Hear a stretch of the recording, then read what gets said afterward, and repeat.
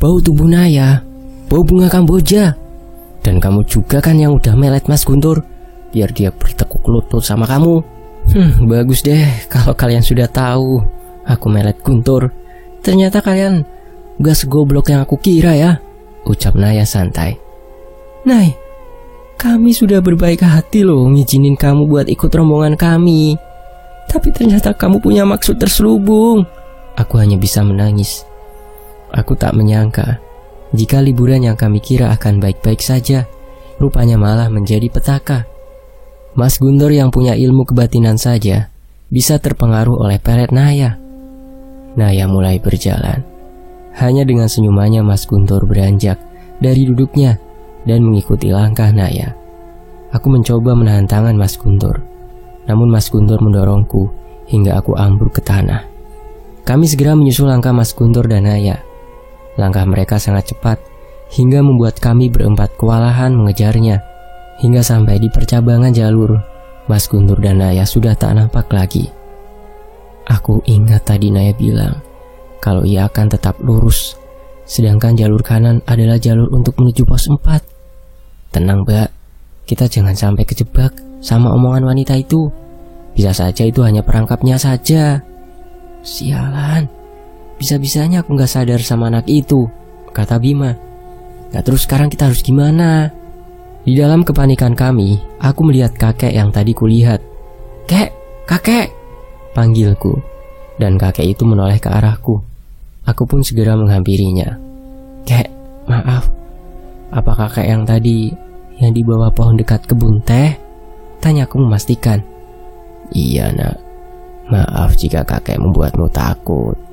Dan kakek itu memandangi kami satu persatu. Kakek nyari siapa? Nanti kakek jelaskan kepada kalian apa yang sebenarnya terjadi dengan teman kalian dan siapa sebenarnya wanita itu. Kami berempat berjalan mengikuti arah kakek berjalan. Cukup jauh kami berjalan sampai kami melewati perkebunan kopi yang membuatku heran. Ada rumah penduduk di sekitaran sini. Pemandangan yang sungguh epik. Rumah panggung beralaskan kayu dengan hamparan kebun kopi sejauh mata memandang. Hembusan angin yang sejuk membuat aku sedikit bernafas lega, meski pikiran jauh di sana, di mana Mas Guntur berada sekarang. Hingga akhirnya kami sampai di salah satu rumah panggung. Kakek mempersilahkan kami masuk dan kakek pergi ke belakang untuk menyimpan peralatan kebunnya. Kami meregangkan otot-otot kami setelah perjalanan panjang yang kami lalui hari ini. Hari sudah mulai sore, langit sudah menunjukkan warna jingga keemasannya. Belalang-belalang hutan mulai kembali pulang dari aktivitasnya mencari makan. Tak berapa lama, kakek keluar dari belakang sembari membawa nampan yang berisikan teh hangat dan ubi rebus. Aduh kek, jadi merepotkan. Ini juga yang buat kata tetangga kakek. Kakek mana bisa, panggil kakek Simbah Noto. Terima kasih Mbah. Monggo, diskecaaken. Malam ini kalian bermalam dulu di sini. Hari sudah gelap dan sebentar lagi hujan. Tapi kami harus mencari teman kami, Mbah. Tenang saja, teman kalian baik-baik saja. Tapi di mana dia sekarang, Mbah, kira-kira, Mbah? Dia ada di bawah lereng gunung ini. Kami semua saling memandang satu sama lain. Bagaimana bisa dia ada di sana? Wanita yang bersama kalian itu bukan wanita sembarangan. Dia telah mengikat perjanjian dengan salah satu penunggu gunung ini. Tapi apa tujuannya, Mbah? Tujuannya agar kekasihnya bisa hidup kembali dengan cara menumbalkan para pria sebagai gantinya. Jadi Mas Guntur akan dijadikan tumbal? Ya. Apa yang harus kami lakukan, Mbah, untuk menyelamatkan teman kami? Besok pagi-pagi akan Mbah sampaikan semuanya. Untuk sekarang kalian lebih baik istirahat dulu, karena perjalanan yang akan kalian lalui sangat panjang dan menguras tenaga. Kami pun menunaikan kewajiban kami sebagai makhluk ciptaannya. Aku dan Desi diminta untuk tidur lebih dulu, sedangkan Aryo dan Bima masih mengobrol dengan Mbah Noto. Bima pun memulai obrolannya dengan bertanya kepada Mbah Noto. Mbah, gadis itu siapa sebenarnya, Mbah? Kenapa dia begitu menginginkan teman kami? Tanya Bima yang masih penasaran. Mbah Noto, menyesap lintingan tembakau di tangannya dan bersiap bercerita. Sawatara 10 tahun Kang Rumiyin, sekitar 10 tahun yang lalu, ada sekelompok mahasiswa. Kalau Mbah ndak lupa, ada 5 orang. Ya, Mbah ingat 5 orang. 2 orang perempuan dan 3 orang laki-laki naik ke gunung ini. 2 di antara mereka adalah sepasang kekasih. Karena ketidaktahuan mereka mengenai pantangan apa saja yang harus dihindari saat naik di gunung ini, mereka melanggar pantangan itu. Setelah sampai di puncak gunung, mereka pesta minuman keras untuk merayakan keberhasilan mereka naik ke puncak gunung ini. Dalam keadaan mabuk, sepasang kekasih ini melakukan hubungan badan. Nanging sakwise prawan iki sadar, dia nekat naik ke atas gunung ini untuk mencari kekasihnya. Dia sangat yakin jika kekasihnya masih hidup. Puncaknya, dalam keputusasaan dia teriak di atas puncak gunung ini agar kekasihnya dihidupkan kembali. Demit yang mendengar itu pun mengambil kesempatan atas kesedihan gadis ini dengan iming-iming akan menghidupkan kekasihnya kembali. Karena rasa cintanya kepada kekasihnya, gadis ini pun melakukan apapun yang diminta oleh demit itu dengan syarat dia harus memberikan tumbal sebagai ganti kekasihnya. Jadi gitu ya Mbah. Tapi apakah kekasihnya akan benar-benar hidup kembali Mbah? Iku mung tipu muslihat demit itu saja. Kematian itu adalah seutuhnya dari Sang Khalik. Tidak ada satu makhluk pun yang dapat mendahului, mundur maupun menolaknya. Itulah jika manusia hanya memikirkan hawa nafsu tanpa menggunakan logikanya. Tapi Mbah, apa temanku bisa selamat Mbah? Serahkan kabeh engkang wiseso. Serahkan semua pada yang kuasa. Berdoa saja lagi. Ya terus, lagi pula Mbah tahu temanmu tidak sepenuhnya terpengaruh oleh pelet wanita itu. Pasti ada maksud tertentu kenapa temanmu mau mengikuti kemauan wanita itu. Keesokan harinya, kami semua pamit melanjutkan perjalanan. Mbah Noto sudah memberikan arahan dan wejangan kepada kami dengan berbekal tulisan peta sederhana yang dibuat oleh Mbah Noto. Kami memulai perjalanan dengan berjalan memutari gunung. Kami harus menemukan sisi tergelap gunung yang memiliki sumber mata air. Perjalanan kami lalui tanpa hambatan yang berarti, hanya jalanan yang menanjak dan terjal, membuat kami harus mengeluarkan tenaga yang ekstra. Kita yakin udah mutari gunung ini, ya kan? Kalau sesuai peta dari Mbak Noto sih udah. Ya kenapa rasanya lebih cepat dibanding kita summit kemarin ya? Ya alhamdulillah dong, karena niat kita baik jadi kita dipermudah. Selanjutnya kita ke arah mana? Itu, di balik pohon itu. Perhatikan sisi pohon yang ini tidak ditumbuhi lumut, sedang sisi sebaliknya ditumbuhi lumut. Iya bener Bim, sinar matahari pun tidak menembus sisi hutan ini. Padahal matahari masih sangat terik. Tapi sisi hutan ini benar-benar gelap. Tak ada cahaya matahari sedikit pun yang menembus celah-celah pohon. Kami menyalakan senter kami untuk menerangi langkah kaki kami. Hutan ini sangat sunyi senyap. Tak ada suara serangga hutan maupun hewan-hewan lainnya. Seketika aku merasakan hawa dingin yang membuat tubuhku merinding. Ini bukan hembusan angin biasa. Aku bisa merasakan sesuatu hadir untuk mengawasi kami. Aku mengedarkan pandanganku ke sekelilingku, berharap dugaanku salah. Tapi tiba-tiba Desi menjerit. Ular, itu ular, ucap Desi ketakutan. Aryo mengambil batang kayu dan memukul ular itu hingga kepalanya pecah dan mengeluarkan darah. Ular itu pun mati karena luka pukulan Aryo. Apa setelah itu semua baik-baik saja? Tidak. Rupanya keputusan kami membunuh ular itu adalah salah besar. Siapa kalian? Berani-beraninya kalian memasuki wilayahku tanpa izin, dan dengan seenaknya kalian membunuh anak buahku. Suara menggema di penjuru hutan tanpa ada wujudnya. Siapa kamu? Tunjukkan wujudmu, jawab Bima dengan tenang. Berani sekali kau memerintahku. Tiba-tiba Bima tersungkur karena sabetan ekor ular raksasa. Siapa kamu? Maafkan kami. Kami tidak sengaja membunuh ular itu. Kami hanya ingin mencari teman kami, ucapku, dan makhluk itu pun menunjukkan wujudnya di hadapan kami. Seorang wanita cantik, mengenakan baju layaknya putri zaman kerajaan, tapi di atas kepalanya terlilit puluhan ular.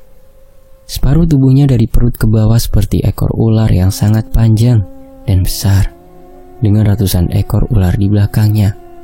Apakah kami takut? Ya merinding banget lah. Itulah yang kami rasakan saat ini. Seolah tak terima, ia pun memberi perintah ratusan ular itu untuk menyerang kami. Tak ada celah untuk kami lari. Ular itu datang dari semua sisi hutan. Kami hanya bisa pasrah saat ular-ular itu mulai melilit tubuh kami. Bima, bukankah Mbak Noto memberikanmu sesuatu tadi pagi? Iya, tapi bagaimana caraku mengambil bungkusan itu? Tasku terlepas saat aku terhempas tadi. Baiklah, demi kalian aku akan mengorbankan diriku. Yok, apa maksudmu Yok? Jangan nekat. Aryo berlari menerjang ular-ular itu. Dan beberapa ular sudah menggigitkan taringnya di kaki Aryo. Tapi Aryo tak bergeming sedikit pun. Ia terus berlari ke arah tas milik Bima. Syukurlah Aryo bisa mengambil tas itu dan melemparkannya pada Bima. Namun sekarang tubuh Aryo sudah sepenuhnya dikerubungi ular. Bima segera mengeluarkan bungkusan kresek pemberian Mbah Noto yang ternyata isinya uyah kasar atau garam kasar. Bima menggenggam garam itu dan mengucapkan sebuah doa, lalu melemparnya ke arah ular-ular itu. Dan benar saja, ular itu tak tahan dan satu persatu pergi ke dalam hutan. Bima segera berlari ke arah Aryo dan melemparkan segenggam garam ke arah tubuh Aryo. Dan ular itu pun pergi dari tubuh Aryo. Tapi ular-ular yang menggigit tubuh Aryo berhasil menyebarkan racun ke tubuhnya. Aryo, bertahan. Bim, jaga Mbak Maya dan Desi baik-baik. Selamatkan Mas Guntur. Kalian semua harus selamat. Dan setelahnya, Aryo tak sadarkan diri. Bim, Aryo, Bim, teriak Desi. Sumber air, kita harus segera menemukan sumber air itu sebelum racunnya semakin menyebar. Dengan sekuat tenaga Bima menggendong tubuh Aryo yang terkulai lemah. Kami terus berjalan menyusuri hutan sampai seseorang yang kami kenal menghampiri kami. Mas Guntur? Iya Maya, ini hanya sukmaku. Maafkan aku. Keputusanku membuat kalian harus bernasib seperti ini. Aku tidak bisa berlama-lama. Ragaku mulai melemah.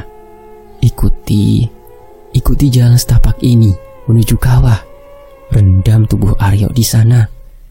Sukma Mas Guntur pun menghilang perlahan. Bim, kamu kuat? Kuat, Mbak. Bima tidak mau sampai harus kehilangan sahabat absurd kayak Aryo. Kami menarik nafas dalam-dalam. Benar, penyesalan selalu datang di akhir. Dan sebelum penyesalan itu terjadi, kami harus segera membawa Aryo ke kawah itu. Kami terus berjalan hingga akhirnya bau belerang semakin menyengat, menusuk indera penciuman kami. Tapi itu artinya kawah semakin dekat. Kami berjalan dan terus berjalan. Benar saja, tak jauh dari jarak kami, sekarang kami melihat sebuah kolam kecil. Bim, yakin ini airnya? Bima juga tidak tahu, Mbak. Air itu bukan sewajarnya sumber mata air. Airnya berwarna hitam kemerah-merahan. Dan baunya juga tidak seperti belerang, melainkan bau amis seperti darah. Dicoba saja. Perlahan Bima memasukkan tubuh Aryo ke dalam kolam air itu. Tak ada reaksi apapun yang terjadi pada Aryo. Kini kurasakan jantungku berdegup kencang. Aku belum siap menerima hal buruk. Lihat, tubuh Aryo kembali ke semula, ucap Desi yang membuat kami fokus memandangi tubuh Aryo. Racun di tubuh Aryo seolah luntur setelahnya, dan Aryo mendapatkan kembali kesadarannya. Cok, banyu apa iki? Ih, ambune Jan, bedek banget. Aryo, kamu sudah sadar? Kami bertiga pun berhamburan ke arah Aryo. Loh, kenapa? Kenapa berhenti? Gak jadi nih pelukannya. Ih, baumu bedek banget ah. Weh, mau muntah aku. Ribuan ular menghampiri kami. Namun kali ini kami sudah siap masing-masing. Di tangan kami sudah tergenggam garam pemberian Mbah Noto. Dengan doa-doa yang kami bisa, kami lemparkan garam itu hingga ular-ular itu mati. Dan setelahnya, Ratu Ular itu datang bersama Naya, gadis yang menghancurkan liburan kami. Kalian semua harus jadi pelayanku sebagai ganti ular-ularku yang telah kalian bunuh. Wanen kamu, ucap Aryo meledek. Sementara itu, hei Naya, di mana Mas Guntur? Dia sudah menjadi milikku dan selamanya akan menjadi milikku. Untuk apa Untuk kau jadikan tumbal agar kekasihmu bisa hidup lagi. Jangan bodoh Naya. Kau hanya ditipu oleh siluman kadal itu. Siluman ular maksudku. Naya, bertobatlah selagi belum terlambat. Ikhlaskan kepergian kekasihmu Naya. Yang mati tidak akan pernah kembali Naya. Jika benar siluman itu bisa menghidupkan kembali kekasihmu, mengapa sampai saat ini jasadnya masih terbujur lemah Naya? Keyakinan Naya pun mulai goyah saat memandang jasad kekasihnya yang masih terbujur lemah. Kau meragukanku Naya, kata siluman ular itu. Maaf Ratu, aku bingung. Baiklah, akan kutunjukkan padamu. Siluman ular itu mendekati jasad kekasih Naya dan membacakan beberapa mantra. Hal yang mengejutkan terjadi. Jasad kekasih Naya bangkit. Mas Adi. Naya yang sangat bahagia melihat kekasihnya hidup kembali menghampirinya dan memeluknya, melepaskan semua kerinduannya. Bima tiba-tiba saja mengeluarkan semua isi perutnya. Kamu ini kenapa Bim? Dia bukan manusia Yok. Dia pocong yang wajahnya busuk, dipenuhi belatung dan nanah. Naya yang mendengar ucapan Bima melepaskan pelukannya. Aku kekasihmu Naya. Aku Adi. Apa kau ragu Naya? Benarkah kau Mas Adi?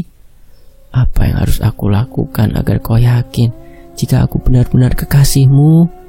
Bima membaca sebuah doa di tangannya dan mengusapkannya ke wajah Naya. Seketika Naya menjerit melihat wujud asli yang menyerupai kekasihnya itu. Kau bukan Mas Adi. Aryo segera mengadang saat pocong itu ingin mencelakai Naya. Brengsek, kalian telah menggagalkan semua rencanaku. Siluman itu pun menyerang ke arah kami dengan melibaskan ekornya ke arah kami. Untungnya kami dapat menghindar. Mbak Maya, Mbak Desi, kalian cari keberadaan Mas Guntur. Aku yakin Mas Guntur ada di sekitar sini.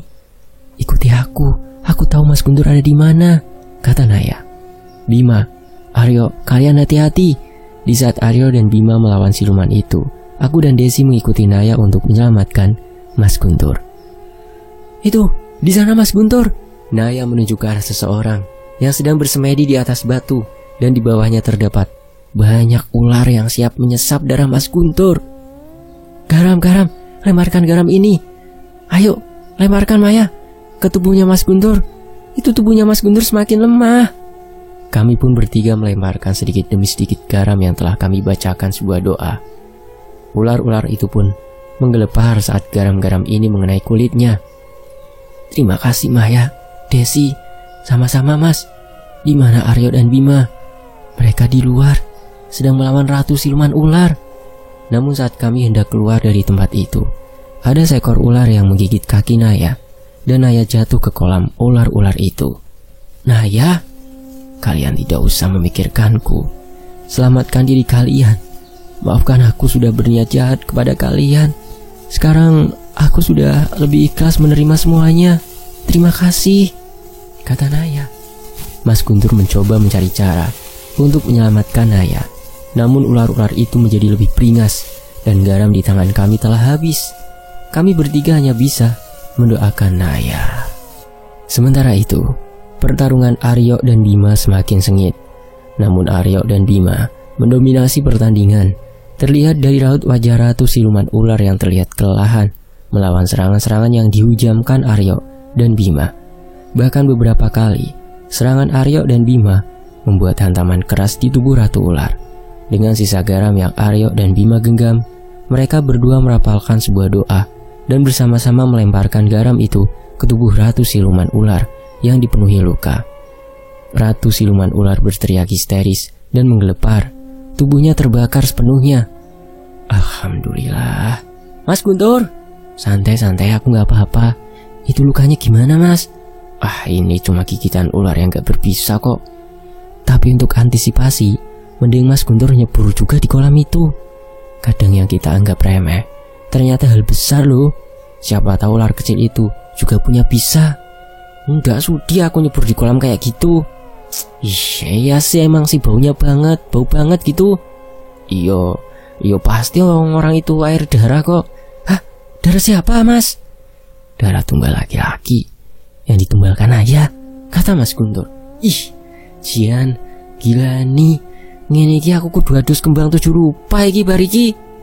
Nopo gak sekalian kembang setaman? Boleh juga tuh. Wajah ketegangan kami pun sedikit memudar setelah semuanya sudah selesai. Ngomong-ngomong, Naya di mana? Kami gak bisa nolong Maya saat dia jatuh ke kolam yang dipenuhi ular itu. Yah, sakjane itu Cahayu loh, orangnya cantik, tapi sayang oon. Hus, mulutmu ndak baik loh ngatain orang yang sudah meninggal. Terus kita mau lanjut summit sampai puncak apa ndak nih? Kita turun aja, Mas. Lagian kondisi Mas Guntur juga lemah. Kamu gimana yo, Bim, Aryo, Bima? Kita mau ngikut aja, Mas. Summit ayo, turun juga ayo. Ya nggak, Bim? Kamu gimana, Mai? Kita lanjut summit sampai puncak. Kasihan 2 gadis ini jauh-jauh naik gunung, malah ketemunya demit. Dan kami pun melanjutkan perjalanan dengan sisa tenaga yang kami miliki dan dengan perbekalan seadanya. Untunglah saat ini kami telah sampai puncak. Sang Batara Surya menyambut kehadiran kami dengan sinarnya yang menghangatkan. Mai, sini. Iya, Mas. Gimana? Kapok ndak naik gunung? Enggak, Mas. Ternyata lihat matahari terbit dari atas gunung emang indah ya. Kamu juga indah, Mai. Aku tersipu malu dengan apa yang diucapkan Mas Guntur. Tapi tak sampai di situ. Kalimat Mas Guntur berikutnya membuatku lebih dan lebih senang, terkejut bercampur senang. Chandra Maya, maukah kamu menemani setiap kisah perjalananku hingga maut memisahkan? Aku mengangguk pelan menandakan aku mau. Ingin rasanya aku teriak, iya, Mas, aku mau banget. Tapi aku menahan diriku untuk bersikap sebiasa mungkin. Aku dan Mas Guntur pun saling memeluk satu sama lain, ditemani hangatnya sinar matahari terbit. Cie, akhirnya pecah telur. Kata-katanya itu lurang wati. Nanti hatiku melu meleot-leot, ucap Aryo meledek. Aku dan Mas Guntur hanya membalas mereka dengan senyuman, malu bercampur bahagia. Demikianlah 2050 MDPL dari Lestari Hunayfi di Chandra My Story. Nantikan kisah selanjutnya hanya di Tony FS. Terima kasih Mbak Lestari Hunayfi dan terima kasih teman-teman ya yang sudah menemani perjalanan di Tony FS ini dengan menyimak kisah di sini. Saya pamit, wassalamualaikum. Sampai jumpa di kisah berikutnya.